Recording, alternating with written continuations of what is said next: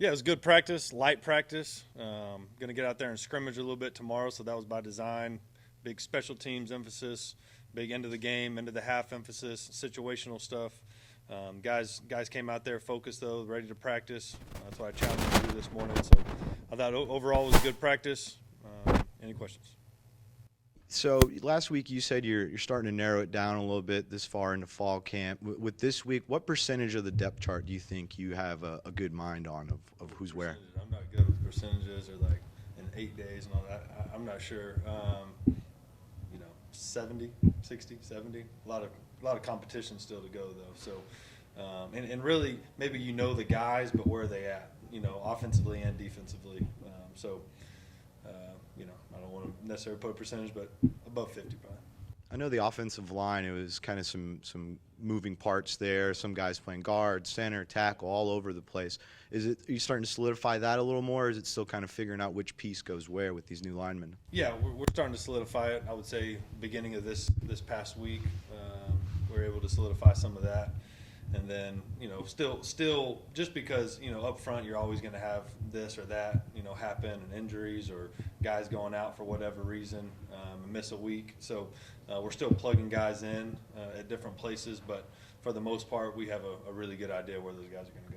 Yeah, injury-wise, how has that been? Have you guys stayed relatively healthy, or has it been a little bit of a bug? How's that been going? No, I think we've stayed relatively healthy.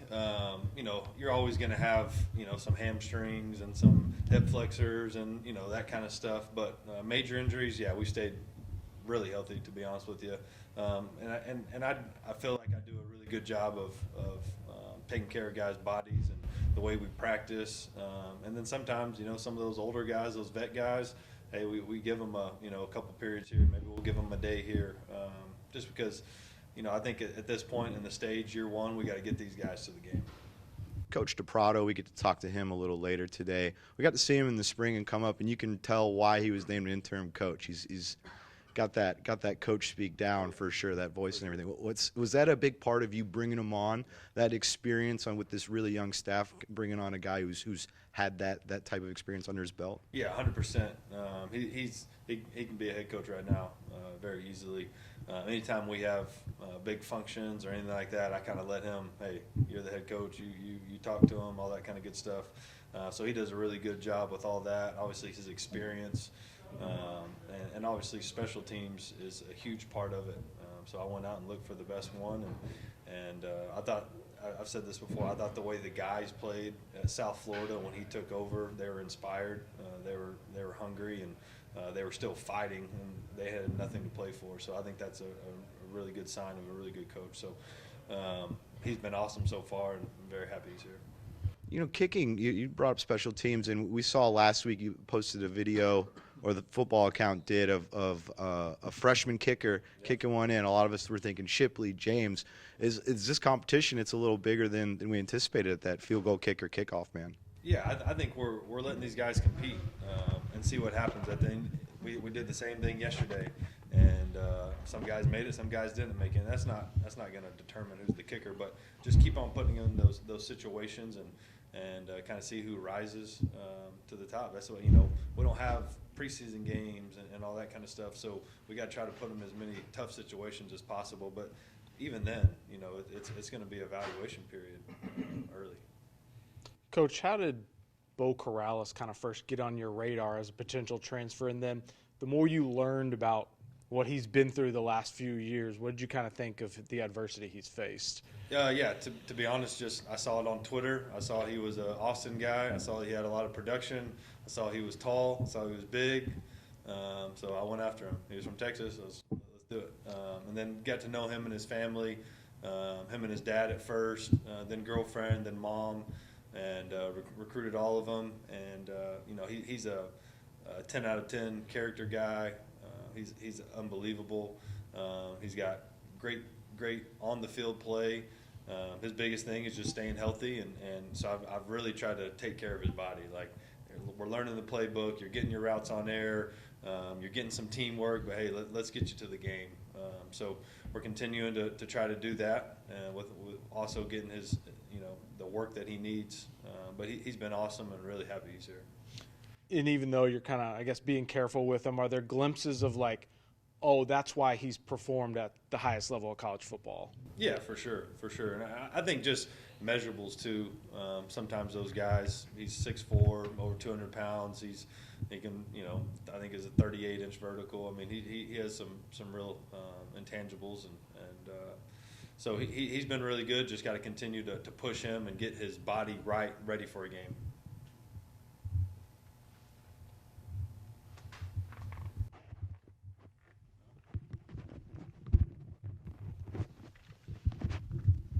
When talking about Beau right there, you brought up his height, and that seems to be a common theme with guys you bring in, tall athletes. Is that kind of a theory of yours that just big people beat little people, and you want to get as many big guys? Yeah, definitely.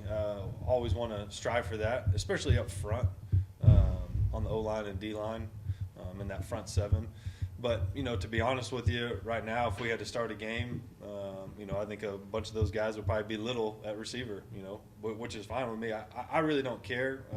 But I think when you're talking about developing guys and, getting guys that have a chance at the next level, the NFL is a measurables league. I mean, there's a certain box that they're going to draft guys in. If they're outside of that box, they might be undrafted free agents. But it's very slim to make it. So I'm always striving to get those big people, and they do that for a reason. So I always strive to get those big people. But ultimately, we're playing college football, so the best players are going to play. But yeah, I think especially up front, it matters.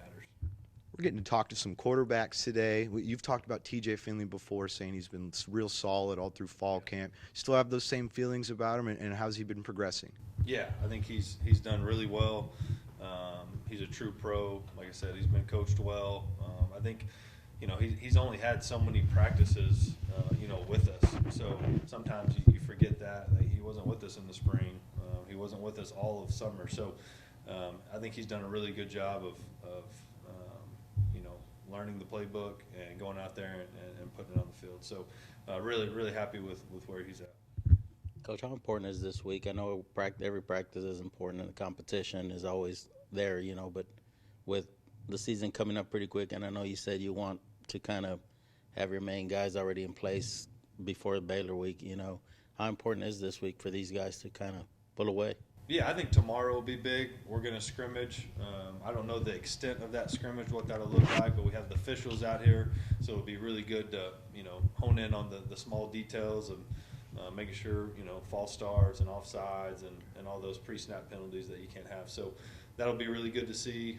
And then just letting guys compete and see who goes out there. And like I said, I think that first game will be a lot of eval. We want to play as many guys as possible. Obviously, we're trying to win the game. So, but just, when you have this many new guys and you don't have a preseason game or stuff like that, you got to get some eval, especially early. I asked you, Coach, during Sunbelt Media Days, what we needed to do before basically Baylor. Now that you've had time to practice and stuff, can you give me anything more, any direction, stuff that you guys are keying in on now? What's the question? Just like what you guys need to do now ahead of Baylor. Yeah, I think just more practices, more reps with those guys.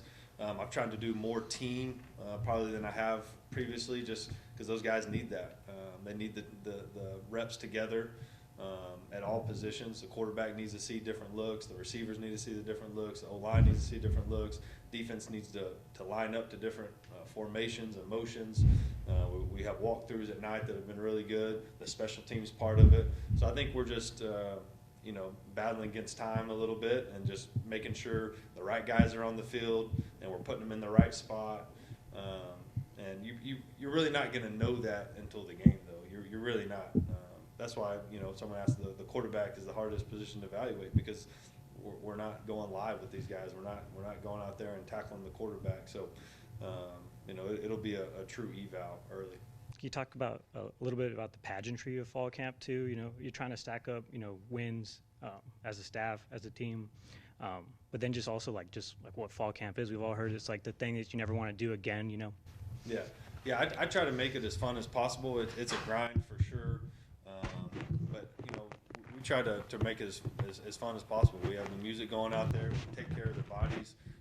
Every time before an off day, we've been going at nighttime, so letting the guys sleep in a little bit in the mornings there. And next day is usually an off day. We let them sleep in a little bit there. So really taking care of their bodies. Our training staff does a really good job there. Our coaches do a really good job of taking care of their bodies because it's a marathon, not a sprint.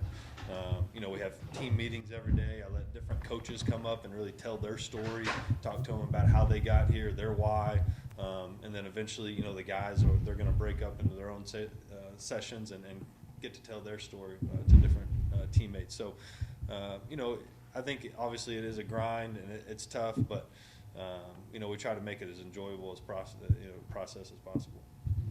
Coach, earlier you're talking about physicality up front, and earlier today The Athletic released its top 100 freaks list. Nash Jones made the list for you. Of course, you had a chance to coach him at UIW last year, now here at Texas State. You've seen what a physical specimen he can be at the left tackle position. What have you noticed about the way he has kind of matured physically, and how would you describe him as a freak for you up front? Yeah. I think he's just the same guy every day. That consistency, we talk about habits reflect the mission, and his daily habits are unbelievable on and off the field. Coach Hughes has done a great job with him. He's really, he's been in that lab and just kind of mad scientist kind of built him into something crazy. Obviously, genetics plays a big part of that, his size, his frame, and then the character and work ethic that he has. He is a freak, and he's an unbelievable player and really the leader of the offense.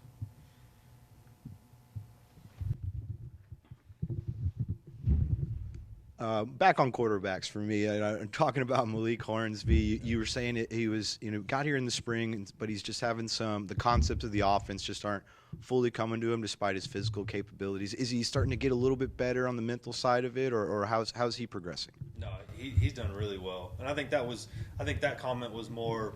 It was, I don't remember what day it was, maybe day one or day whatever it was. Like, I wish he would have been a little sharper, but he's been outstanding. Now, I think obviously your offense is going to look different, whether TJ's the quarterback, whether Malik's the quarterback, whether one of these other guys is the quarterback. Your offense is going to, just because they have different physical capabilities. Obviously, Malik is an unbelievable runner. He has a really strong arm. So he's earned the right to start. Malik has, for sure. And I think TJ's come in here and he has done everything the right way. He throws the ball unbelievable. It's just what's our offense going to look like. I think that's something me and Coach Leftwich really have to, this next couple of days, really have to figure out what we want. See how the scrimmage goes tomorrow. See which guys plays better, and then really, what guy gives us the best opportunity to win week one. But I think both those guys have really earned the right to start. So it really is a tough decision. It's not like one of them, they're not both doing, they're both playing really well. I come off the practice field every day going, wow, it's a good problem to have, but, obviously at one point we got to pick somebody. How much weight are you going to put in their performances in that scrimmage tomorrow and when deciding who QB1 inevitably is? We'll definitely put some weight in it, but, every day's evaluation. So it'll be important, but not the end-all be-all.